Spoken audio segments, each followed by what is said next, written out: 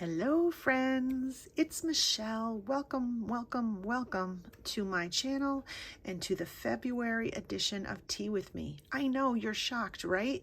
It's not even the end of the month. I'm getting it in before middle of the month. Yay me. Anyway, I want to welcome you all here. Those of you who are subscribers and have been longtime supporters of mine, I thank you for being here. And if you are new to my channel, I welcome you. I hope that you will stay a while and take a peek around. I'm sure there's something here for you. I have a variety of art tastes and interests in vintage paper, books, and the like, so hopefully there's something that you'll enjoy here.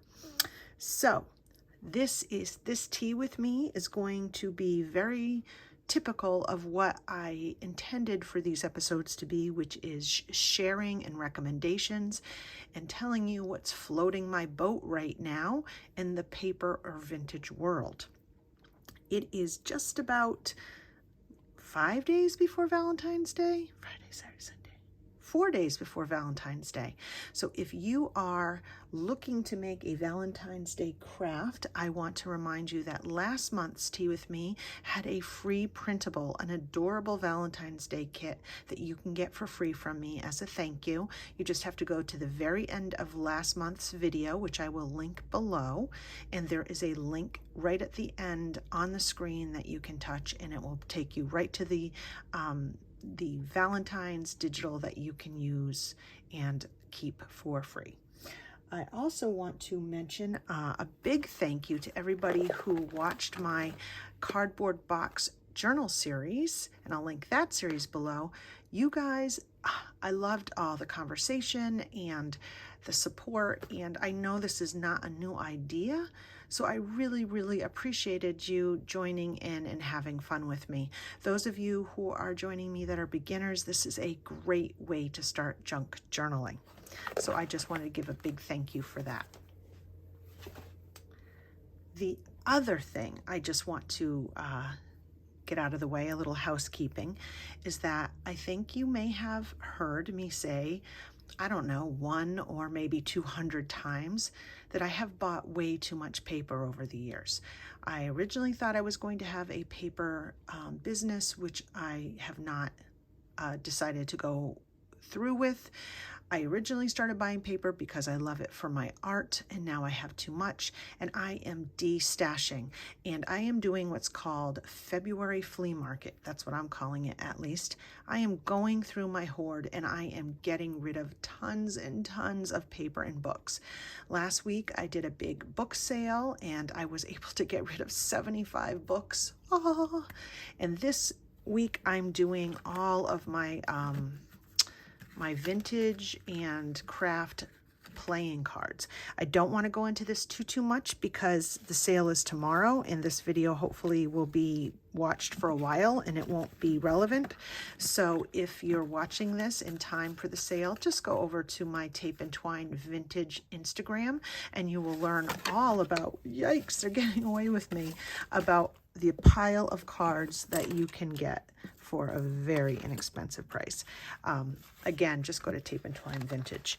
I will say, even though this card sale will be tomorrow, in the next week or two, I'm very excited to offer flea market boxes. I have been putting together massive boxes of vintage paper, little bits at a time, of all sorts of things, and I'm going to be offering those at the end of the month. Unfortunately, I can't offer it to my international friends because the shipping is just crazy.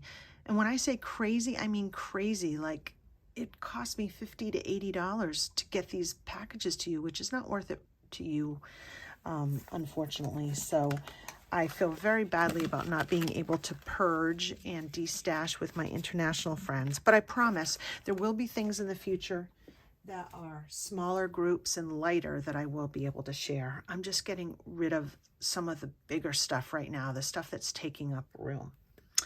So all of that is done, all my housekeeping announcements. So let's get into the guts of the tea in me. This month I'm having a red Rubios tea, which is one of my favorites, and I thought with Valentine's Day right around the corner, it was very, very appropriate.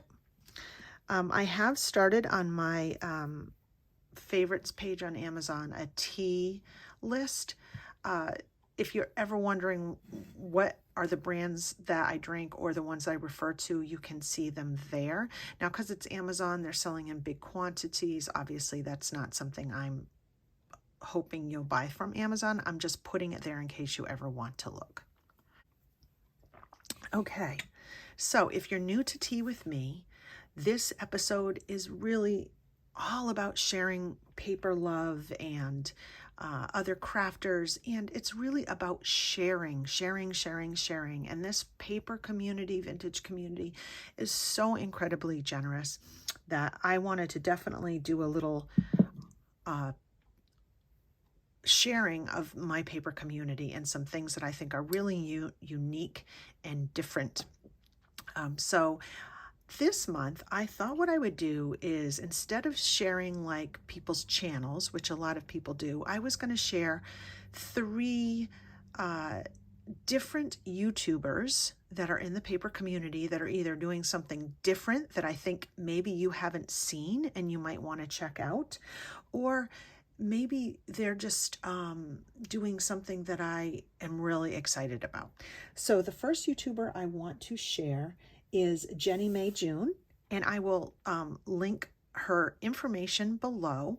She is a really fun, vibrant, sassy, energetic, mixed media person who makes ephemera and mixed media journals and projects from a lot of collage that she creates herself. And she started a series called Texture Hunters, which I think is just so fun.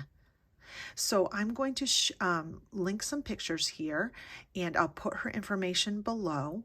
She essentially goes to the dollar store and she gets all these amazing tools that are not supposed to be for mixed media, and then she has fun on camera trying them out. And I am just having so much fun watching her and seeing what kinds of things and what kind of marks she's getting out of these items.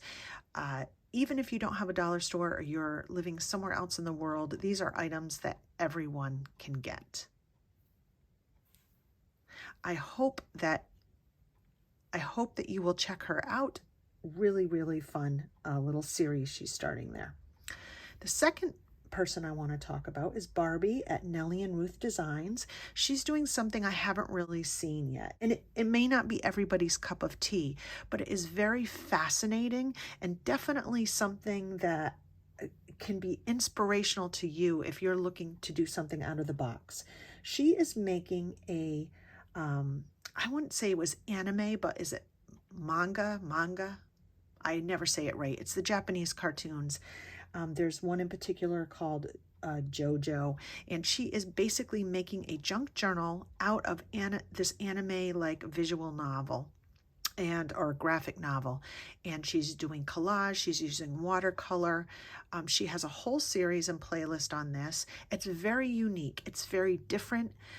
If you're a junk journaler who maybe wants to connect with your young person in your life, your teenager or young adult, maybe this is something you would want to do for them or with them, because it's definitely something that young people are interested in, and it's just very different. So I'm going to link her information below. The colors are vibrant, it's modern, it's different, and I just think it's a very unique take on a junk journal.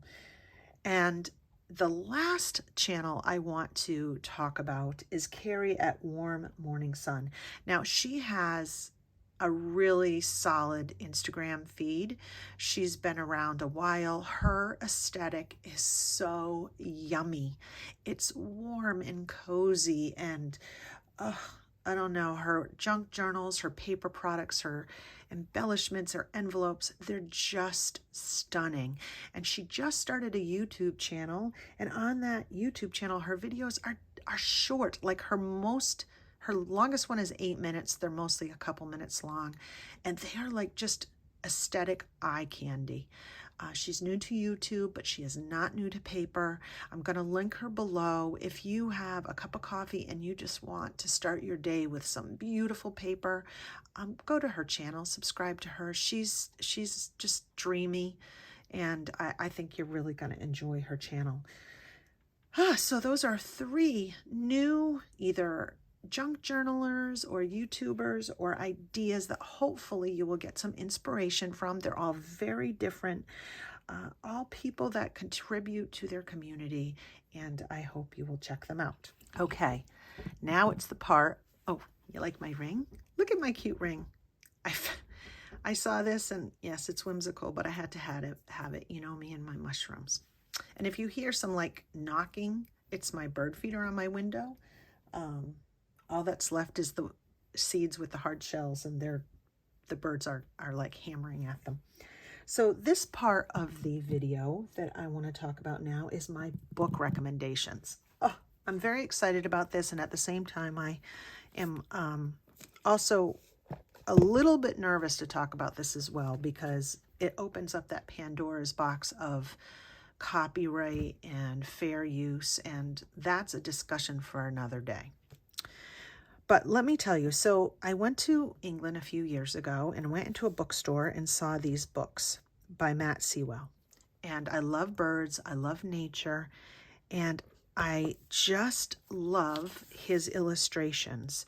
They're watercolor, and they have so much personality. The way that he draws birds, so this was done in 2014. So he's done all of this in the last decade. He is an illustrator and artist from the UK. And this book is all about owls, but it's the way that he draws them with such personality that I am in love with them. And I do want to keep the book to read, but I'll admit I bought a second copy to cut up, because I just picture these owls making amazing subjects for collage and journaling pages. Now, having said that, I know he's a current and new artist, not new artist, but he's a current artist. So we have to be very careful that whenever we use a book or we use any kind of artwork that's current and not in the public domain, that it's just for us. We're not selling it. We're not using it as our own. We're not trying to say it's our own. My original thought on this was that I really want to do a series of books, sort of our journals, just like the cardboard book series, where I use his images on the cover and throughout the pages. Now, I'm not sure how he would feel about that, especially if I make a video series. So I'm going to try to reach out to him and see if I can get permission, because I'm not intending to sell these, but I would love to work with them. And I would love to work with them on camera, because they're just, I just find them to be so charming. And look at all of, I bought these secondhand because I intend to cut them up. I got them relatively inexpensively because they are in current print right now. He is very popular.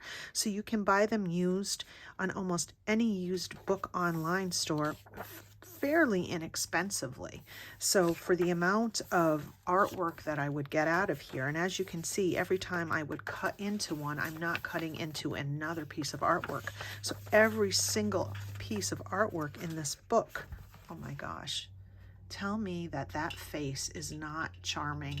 And couldn't you just see an awesome collage built around that image?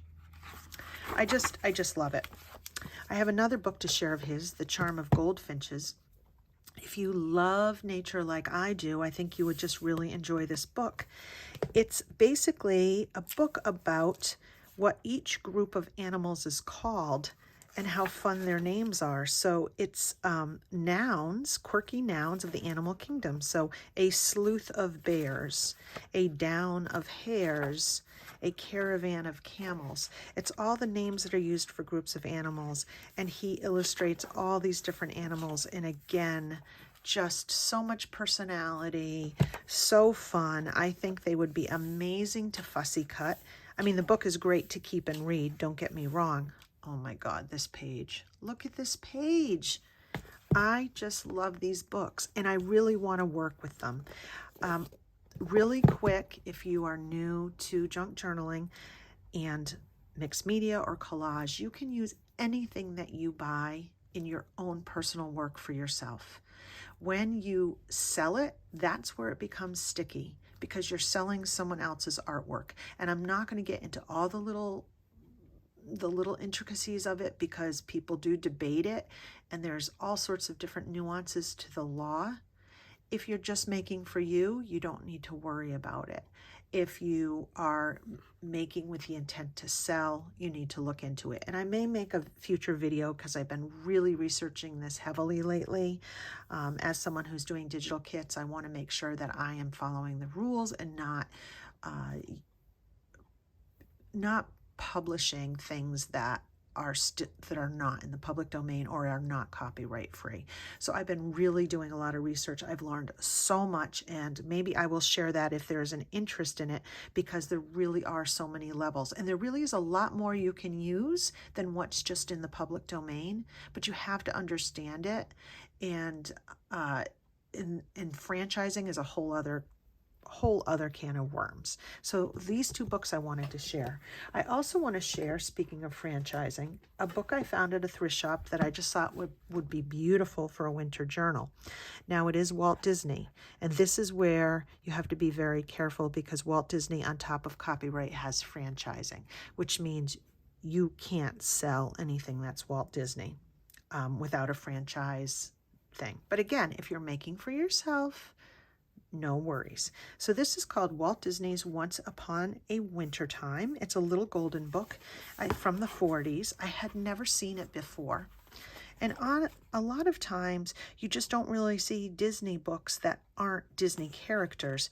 This is just, well, it does say adapted from the Walt Disney motion picture Melody Time, which I'm not familiar with Melody Time, but I guess it was a movie. But just the pictures are just lovely, and I'm a sucker for those like two-tone pictures where they use black and one other color, or in this case it could be like almost like a brown. They do have color pictures too, and just really sweet illustrations. I just love the artwork, the color, the vibe of this. It would just make such a beautiful cinch journal or little golden book, junk journal. Adorable. And I thought I'd share it in case you guys want to look it up. I have no idea how hard this is to find. I should have done that before I made this video, and I usually do. I apologize I did not do that. But if you simply type in Walt Disney's Once Upon a Wintertime, and it's a Simon & Schuster from, let's see, 1948 was the first time it was published. This one was published in 1950. Adorable, adorable book. Okay, since we are continuing with our recommendations, I have to show you something that my amazing cousin Sue gave me. I went to visit her in January, and I left with a bag full of goodies, as per the norm, because she's so generous and she spoils me rotten. She got me this piece of fabric that, you know, I love my gnomes. Oh my gosh. But I'm very particular about my gnomes. I like my gnomes with faces. I'm not a big fan of the gnomes that have the hats pulled down and you only see their noses. I love gnomes that have faces, that have the traditional little red hats and the little baskets. Look at this gorgeous piece of fabric she bought me. And I was determined to figure out where she got it. I had forgotten to ask her, and so I did a little research yesterday, and I found something I think I should have known about ahead of time, and you probably all do know about it, and you'll be screaming at me through the screen, Michelle, where have you been? But maybe you're a beginner. Maybe you don't know about this either. There's a website called Spoonflower that has the most amazing custom fabrics. And I don't know if you can get it internationally. I'm guessing you can. I don't really know. but they have every kind of fabric you can imagine. Now, their fabric is not going to be discount fabric.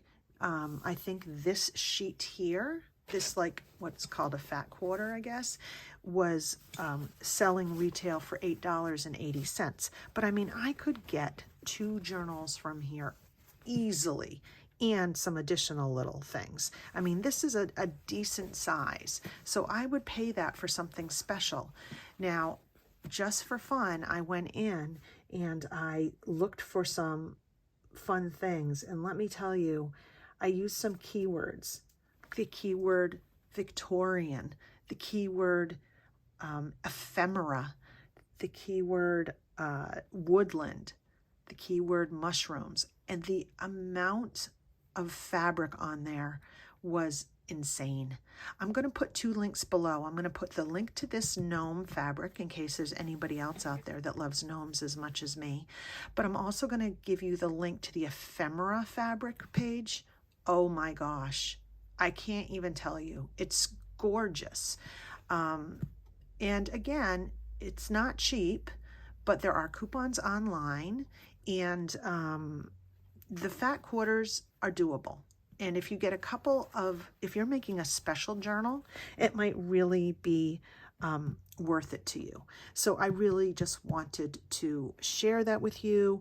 If you've had any experience on Spoonflower, I hope that you will comment below and tell us about your experience and what kinds of fabrics you found.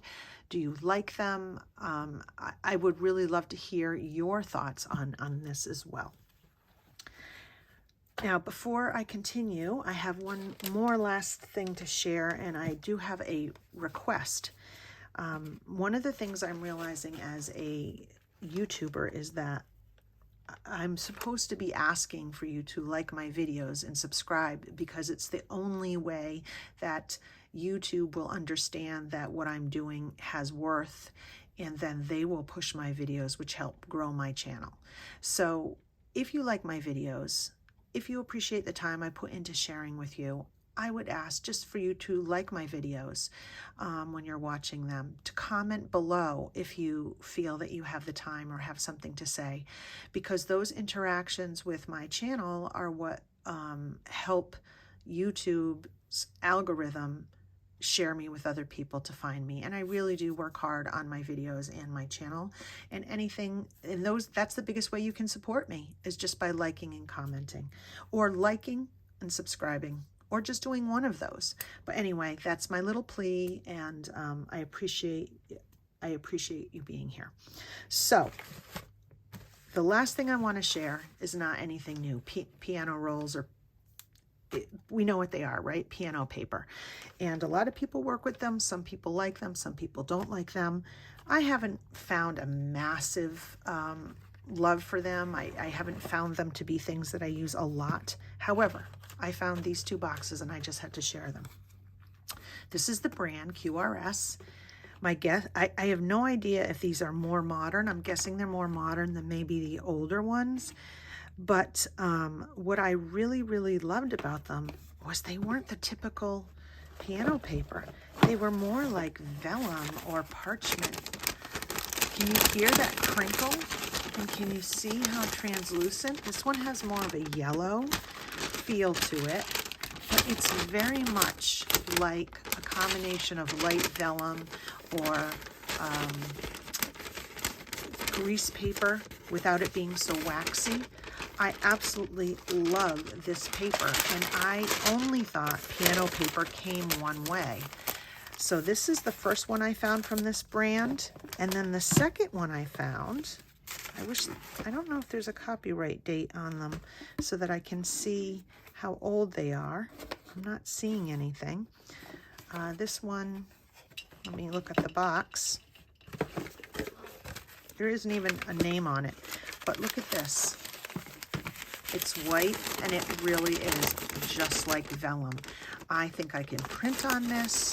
I think I can do so much with this. There's so much material, and I paid like under $5. I might have paid like $3 for this box.